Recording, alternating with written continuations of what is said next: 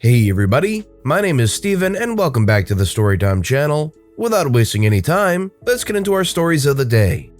Make sure everyone follows the sign? Sure thing. I work as a quality manager at a vegetable growing and packing farm. We are considered as essential business as we grow and pack food, so we have been working throughout the pandemic, just with more strict hygiene protocols as you could imagine. Part of my job is to make sure that food handling and hygiene practices are followed. So once the pandemic hit, I made it my mission to ensure everyone was following the hand washing and sanitizing procedures correctly. I posted several signs around the sheds giving instructions about what is required and also some tips to help stop the spread. One of these was a generic sign that gave instructions on how to wash your hands. It advised people to wash their hands for 20 seconds or so, or as long as it took you to sing the full alphabet in your head. This is standard practice in the food industry. There were several other rules put in place as well. The wearing of gloves, keeping 1.5 meters apart, sanitizing hands after touching your face, door handles, pallet jacks, forklift steering wheels, etc. I did my best to be accommodating by placing boxes of gloves and hand sanitizer units everywhere so people didn't have to get behind in their work to do what I need them to do. Everyone was really good at following the extra rules and was really understanding, except for one of the shed supervisors. He would never wear gloves, was constantly in and out of a forklift without sanitizing, and I'm positive that he wouldn't wash his hands after using the toilet. Impossible to tell for sure. But he never left there with paper towel in his hands, drying his hands off like everyone else. This is disgusting at the best of times, let alone at a food packing facility, not to mention during a pandemic. Whenever I pressed him about it, he would say he didn't have the time to sanitize. There's a bottle of it right there on each forklift. Couldn't find his gloves. There were dozens of boxes of them, and even tried to tell me that he doesn't use the toilet during the day. When I asked him what he was doing in there, he would just deny being in there and say that he only uses the toilet twice a day, both times at home. He bragged about it as if it was some great achievement. I ended up going over his head and emailed his boss and the owner about it all and asked if they could please sit with him and talk to him about it. He was a supervisor, these were easy rules to follow. Everyone else was doing it, so he has to as well. Both of them agreed and told me they would sort it out. The following day, I could see him from a distance following all the rules properly, so I was happy. The system worked. But being the childish man he is, he was giving me the cold shoulder and silent treatment. He was obviously not happy that I went to the bosses about him and got him in trouble. But I didn't care. That was my literal job and I'd do it again. Fast forward a week and I come into work this morning to see all these new signs posted all over the place. All generic stop the spread signs from government websites telling people to be hygienic, keep their distance, stay home if sick, etc. All that stuff we've been hearing for a while now. There was also a new sign at the hand washing station that gave a really long and detailed instruction for people to wash their hands, stating that the process should take 60 seconds. I asked around and found out it was my mate, the supervisor, who put them up. "They should have put them up ages ago," he says. "If the government comes here and says we don't have them up, we'll all be in trouble." I pointed out that there were already signs up all over the place and have been for months. He says that they're not good enough and that his are better. I didn't say a word, but then he said what I was hoping he'd say. "If you're going to pick on me for this stuff, then you need to make sure everyone follows all the rules properly." Now, this guy is not my superior, but he has a massive ego and probably thinks he's second in charge of the whole place or something.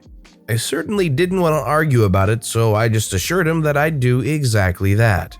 You may have guessed where this is going, but it's also worth pointing out that other than the sinks and the toilets, we only have one hand washing sink. We are out on a farm site in a rural area, so clean potable water is scarce. We only have so much pressure available and most of it goes to the vegetable washing sprays, so that's all we have for the time being. Next lunch break, I stood by the sink as the workers were about to head back in again. The first person hopped up to wash their hands and did a good job knowing that I was watching, but they only washed for 20 seconds or so. So I told them that they have to wash their hands for the full 60 seconds as per the new sign. They were a bit dumbfounded to start with, so I pointed to the sign and the part where it said 60 seconds. Then I told them that their supervisor wants them to do it this way and he wanted me to make sure you all do it right. So he stood there at the sink and washed his hands for a full minute, rinsed and dried off before the next person came to do theirs. It wasn't long before everyone started chatting about how they're going to be late going back to work. I assured them that they're entitled to their full meal break, so take your time, wash your hands for 60 seconds, and if you're late, then you're late. There were 14 people in total that had to wash their hands. Everyone took their sweet time, and the whole ordeal lasted around 20 minutes. It was incredibly boring to watch, but oh so satisfying. The cool part is that the shed cannot restart if they're a person short. Everyone has to be back and in position before the machines can start back up again. Otherwise, things jam up and it creates massive problems. The supervisor didn't even notice. I have no idea where he even was during all of this, but the shed didn't restart until about 20 minutes after it should have. So for their next meal break, I did it all again. People were well clued on for round 2 and most people just sat in their chairs on their phones rather than queuing up for the sink. This time around, the supervisor noticed. We were about 5 minutes late when he came out, saw half of his workers sitting on their phones when they were meant to be back at work already, and asked what the heck everyone is doing. I calmly explained that they are washing their hands for a full 60 seconds just like in the sign you put up. He shook his head and went on about how this is ridiculous and how they should have been back to work already. I told him I agree, but I was just doing as he told me. He then tried to say that if they're going to do this, then they need to wash their hands in their time, not company time. So I announced to those remaining, "Hear that, guys? He reckons you don't deserve your full break and that you should give half of it up to wash your hands." As soon as I said this, he just stormed off muttering under his breath. I stayed there and made sure the last half of the workers did the full minute of hand washing and the shed went back to work late. They lost a full 40 or so minutes of production today and that will be very noticeable on the costing report. I just hope he tries to blame it all on me. I look forward to telling the boss that not only was this all his own doing, but he somehow didn't even notice that everyone was 20 minutes late after their first meal break. Good luck explaining that one. This supervisor clearly has his head screwed on straight. That's sarcasm, by the way. What would you want to tell this supervisor? Let me know in the comments below. How I double-dibbed on the same scholarship. In my university, there are usually 2 regular award periods, each at the start of a new term. During them, a ton of scholarships and awards are up for grabs. Additionally, throughout the year, there are special scholarship applications because the donors want the money to go out right away. In my second year, one such scholarship opened in December. Its requirements, however, were way more than it's worth, but any free money is good money. The donors offered 4 awards, each valued at $5,000, for the best students in engineering. The eligibility criteria included a 2-page essay on your leadership qualities and community contribution, and 2 letters of reference from professors on top of a minimum 85% degree average. Keeping in mind that this is December, which is the month of finals. Students are incredibly busy studying and taking exams while professors are preoccupied with grading, dealing with leniency requests, and such. Needless to say, there are few students who would or could apply. Fortunately for me, I already had 2 reference letters ready for a competition I was in earlier in the year. I only had to ask the professors to readdress the letter, which they happily did. I got the award and the money was applied directly to my tuition account. Fast forward to January's regular scholarship period. When I was applying, I noticed the same special award was reopened for application. My guess is that they didn't have enough qualified students the first time. My initial thought was, oh, I got the award, probably can't reapply. But upon reading the fine prints, there was nothing that prevents me from reapplying. Just to make sure, I sent an email to the award committee asking about it. Came a short reply email that said, just comply with the award terms and conditions. If they didn't say you can't, then go ahead. I saved the entire application instructions and this email, then submitted the same package as last time. I didn't think I would get it again, but I was throwing a squid at the wall to see if it sticks. It did. I got the award and the money applied to my tuition account. On top of all other scholarships, I got a check back totaling almost $5,000. About 2 weeks later, I got 2 of the same email asking for a bio and a picture to be included on the donor's website. Half an hour after the emails, I got another one that basically said something along the line of, "Hey, you weren't supposed to apply for and get the same award twice in the same academic year. We will now have to deduct the money from your account, but in a more professional way." I forwarded them the go-ahead email along with the award terms and conditions. In my email, I also politely pleaded with something along the lines of, "Hey, you said I could. I don't have money to pay that $5,000. Already spent it on textbooks. It isn't fair to punish a hardworking student for faults not their own." I also responded to the 2 bio request emails separately with 2 different about me paragraphs that basically humble brag about how hard I worked and how much I deserve the money. A couple days later, I got an email allowing me to keep both awards. They said the admins have advocated to make up the Golden Scholarship category to put me in. In the email, they also have a lengthy paragraph justifying why I deserved it, probably to avoid admitting that they messed up.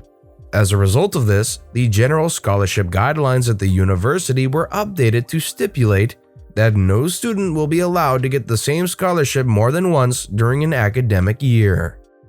If OP's there still a year later, swing for the fences and throw it in again. Only once per year. Imagine that. Because OP's groundbreaking work on this scholarship, nobody else will ever be able to get the same scholarship more than once in a year. OP can live happily knowing they made a rule solely because of him. Compliance with the postmaster. About 5 years ago, I moved into my house and I received an astonishing amount of junk mail for the previous owner. The elderly lady I bought the house from retired and moved south, but spent most of her time here. Thus, over half her life signing up to every conceivable amount of junk mail and magazine possible. I've moved many times and it was never much of an issue, but the amount of mail received per day was insane. I live in a remote area, low population, under 1,000 people per town around here. I have a pretty large mailbox on the street. Thing is heavy-duty, thick steel. Plow trucks can throw ice and snow on it all day and it doesn't care. But it's 2 to 3 times the size of a standard mailbox. In 3 days, this mailbox would be full. We get the mail once a week. Only thing that is coming in the mail in today's age is a statement that you've already seen online, or some form of Nastagram which no one is in a hurry to read. So once a week in today's age is pretty reasonable, at least for these parts of the world. The amount of mail was so out of control, we were losing valuable garage can space and we couldn't always toss out all the mail received due to room in the can. So I took a stand and used a black Sharpie and wrote "return to sender / individual no longer at this address." The postal worker didn't appreciate this extra workload and would leave everything in there untouched. As a result, they never checked the mail for new outgoing mail. Anything addressed to us that actually live here would be left at the post office for us to pick up out of spite. The post office was intentionally being lazy and not following the rules. I only know this because I was pissed enough to actually look up the regulations and procedures for this, which they weren't adhering to. Anyway, when I called and complained to the postmaster said that they would not remove the mail from the mailbox. I said, "Understood. It's a federal offense for me to tamper with someone else's mail. You refuse to take ownership. I have no choice but to place the pile of mail each day on the ground by the mailbox." The postmaster said what I was hoping for. "But it would blow all over the place and become litter and you would be fined." My reply, "I personally wouldn't be fined. It's not my mail. However, anyone that would inquire about the litter, I would explain your personal position on it, despite the responsibilities noted on subsection A, paragraph B, stating how to handle this situation. How do you think that's going to go? Your call." The postmaster hung up on me. A couple days later, after the mail piled up out there, the postal workers stopped. At first, they had one of those little hand claw grabber things, but it just wasn't cutting it due to the amount. Also, it's rained its butt off the night before. Each time they would grab a bit of mail, they have to carry it over their lap, getting water all over their lap.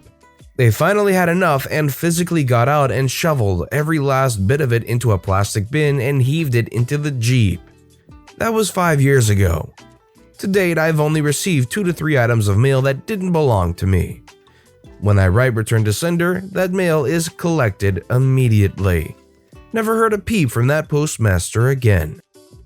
Rules are rules, and even if OP has a ton of mail that needs to be picked up and taken back, if you have proper regulations set for a situation like this, you have to follow it. And good on OP for putting that pressure on them to comply with that.